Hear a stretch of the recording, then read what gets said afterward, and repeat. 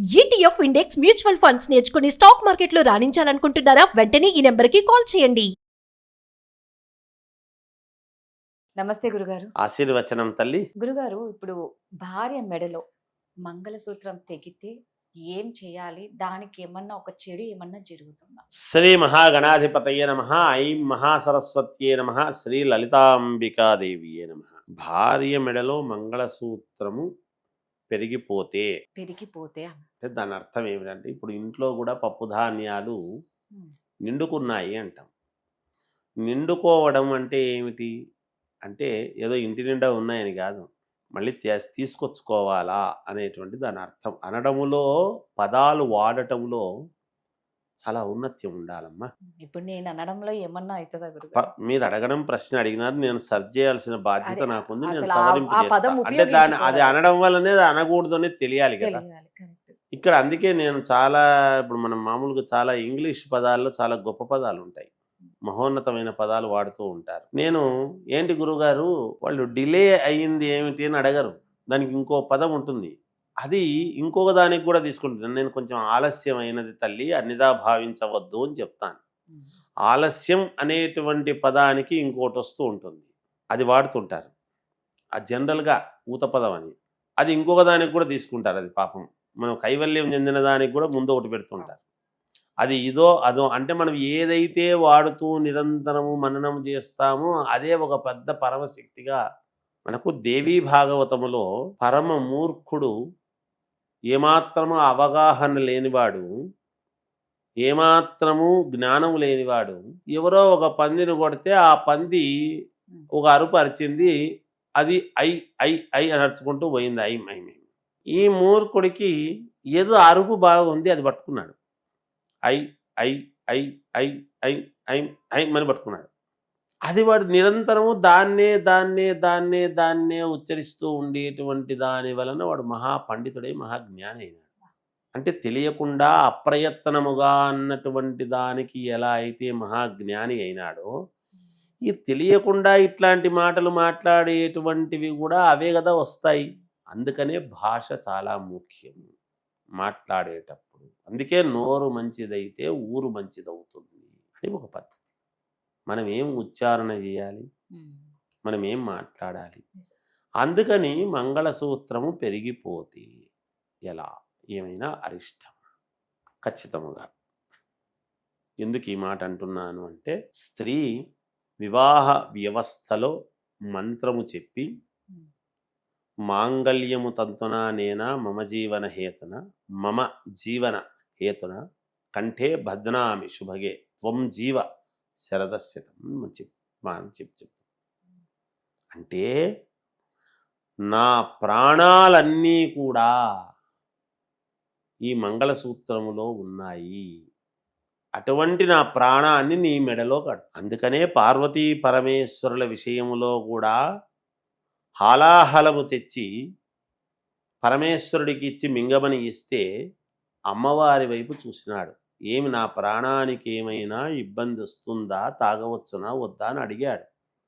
అడిగితే మింగడివాడు విభుండు మృంగమనిడిది సర్వమంగళ అన్నాడు.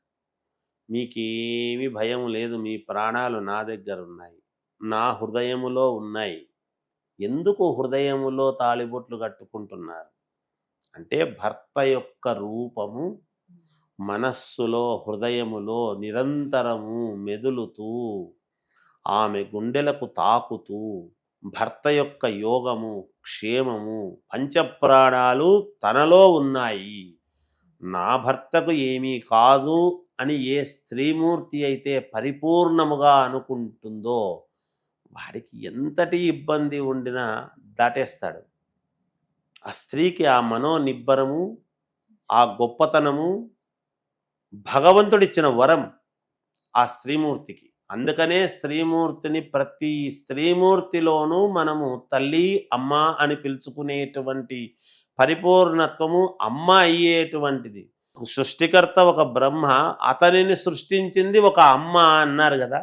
మరి బ్రహ్మను సృష్టించినటువంటిది అమ్మ, ఆ అమ్మ అంటే ఎవరు? అటువంటి స్త్రీమూర్తి మెడలో మంగళసూత్రము అనేటువంటిది పెరిగిపోయింది అంటే జాగ్రత్తగా చూసుకోవాల్సిన బాధ్యత ఎవరిది? తన భర్త యోగక్షేమాన్ని. ఏమి అడ్డం మంగళసూత్రం? ఎందుకు అడ్డం అవుతుంది మంగళసూత్రం? ఎందుకు అడ్డం అవుతుంది? మంగళసూత్రాన్ని భరించాలి ఆమె జీవనం. అసలు స్త్రీమూర్తి మంగళసూత్రము ఉండంగా మెడలో ముత్తైదువుగా నేను పోవాలి నా భర్త కంటే ముందు. ఆమె తృప్తి చూడండి, ఎంత అభిమానించి ఎంత ఇష్టపడో ఒక వ్యక్తిని చేసుకున్నటువంటి మనిషి ఆ కట్టినటువంటి తాళిని తనతో పాటే ఆమెతో పాటే అది అలాగే వెళ్ళాలి అనేటువంటి కోరిక కోరుకుంటుంది తప్ప పెరిగిపోతే చాలా బాధపడుతుంది స్త్రీమూర్తి అమ్మ. చాలా అంటే చాలా బాధపడుతుంది. అయ్యో ఇట్లయిందే, నాకు వేరే చేయించరు. మొన్న ఆ మధ్య పేపర్లో ఒక ముసలాయన తన భార్యకు మంగళసూత్రాలు చేయించాలి అని డబ్బు తీసుకుని వస్తే ఒక పుణ్యాత్ముడు ఎవరో ఆ డబ్బులు అవసరం లేదు లేని ఇచ్చినాడు అంటే అంతకంటే పుణ్యప్రదం ఇంకోటి ఏముంటుందమ్మా జీవితంలో? ఎంత డబ్బు సాధించినా ఒక ముత్తైదువులకు మంగళసూత్రాలు దానము చేయడంలో ఉండేటువంటి పుణ్యప్రదం సాక్షాత్తు గౌరీదేవికి పార్వతీదేవికి మంగళసూత్రాలు ఇచ్చినట్టుగా భావించాలి. అందుకే పూర్వకాలంలో పెద్దలు ఎవరింట్లో పెళ్లి జరిగినా మేము మంగళసూత్రాలు ఇస్తాము అని ఒక యజ్ఞములాగా ఇచ్చినటువంటి మహానుభావులు, ఇంతమందికి నేను ఉచితంగా పెళ్లిళ్ళు చేయిస్తాను అని చేయించినటువంటి మహనీయులు ఎంతోమంది ఉన్నారు. ఆ స్త్రీమూర్తి యొక్క గొప్పతనము ఏ పురుషుడిలోనూ గొప్పతనం ఉండదు. స్త్రీమూర్తిని బట్టే పురుషుడికి గొప్పతనం వస్తుంది. భర్త యొక్క ఆయుర ఆరోగ్య ఐశ్వర్యాలు స్త్రీమూర్తి దగ్గర ఉంటాయి. కనుక ఆమె మరి నాకు తెలిసి అయితే ఏ స్త్రీమూర్తి అయినా మంగళసూత్రము గనక ఉంది అంటే మెడలో ఆ మంగళసూత్రాన్ని పరమ పవిత్రముగా పవిత్రమైన భావనతో అది అడ్డము అని అనుకుంటారు అని నేను అనుకోను. ఏది అడ్డమమ్మా? జీవితంలో ప్రతిదీ అడ్డమే అవుతుంది. అది అడ్డమైతే ఇంకన్నీ అడ్డాలి. అది అడ్డం లేదు అనుకుంటే మీకు జీవితంలో మీ ఔన్నత్యం ఆకాశమంతా ఉండాలి. ఎవ్వరికైనా సరే వివాహం అయింది అంటే వ్యవస్థ మంగళసూత్రము మెడలో ఉండి తీరాలి. తీయకూడదు. తీస్తే ఆ భర్త ఉండినా లేనట్టే లెక్క. ఆ భావన మనసులో ఉంటే చాలు, శరీరం మీద ఉంటే కాదు కదా అని కాదు. అలా కాదు, శరీరం మీద ఉంటేనే ఉన్నట్టు లెక్క. ఎందుకంటే అవి ఆ హృదయ స్థానంలో తాకుతూ ఉంటేనే దాని యొక్క ఔన్నత్యం.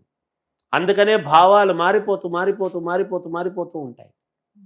దేనికి భయపడతాడు ఎదటివాడు? రావణాసురుడు దేనికి భయపడినాడు? ఆ మంగళసూత్రానికే భయపడినాడు. మనిషికి కాదు భయపడింది, ఆమె మెడలో ఉన్న మంగళసూత్రానికి భయపడ్డాడు. ద్రౌపదీదేవి మెడలో ఉన్నటువంటి దానికి భయపడ్డాడు. సత్యహరిశ్చంద్రుడి యొక్క కథ వింటే అది మాంగళ్యంబు కాబోలు ఉంది చూడు అంటే నా మాంగళ్యం నా భర్తకు తప్ప అన్యులకు కనపడదు కదా, నీకెలా కనపడింది అనేటువంటి దాని దగ్గర సమస్య వచ్చిందని మనం మర్చిపోతున్నాం. ఎందుకు?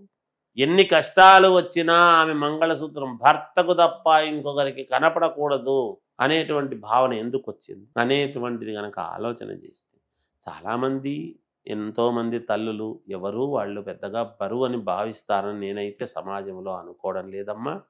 ఈనాడు పెళ్ళిళ్లకు విలువ ఇస్తున్నారు, దాని అర్థాలు తెలుసుకుంటున్నారు, దాన్ని జాగ్రత్తగా చూసుకుంటున్నారు, తన భర్త మీద ప్రేమానురాగాలతో ఉంటున్నారు. అందరూ అలాగే ఉండాలి. అలా ఉండి లోకానికి దేశానికి మేలుగా జరిగేటువంటి సంతానాన్ని ఇవ్వాలి సర్వప్రజానికం. ఎవరిలో ఏ గర్భంలో ఏ మహానుభావుడు ఉన్నాడో తెలియదు, ఏ మహాతల్లి ఏ మహాపురుషుణ్ణి కంటుందో తెలియదు. అందుకనే ముఖే సరస్వతి గృహే శక్తి అన్నారు. అది తల్లి. చాలా చక్కగా చెప్పారు గురుగారు. జయోస్తు.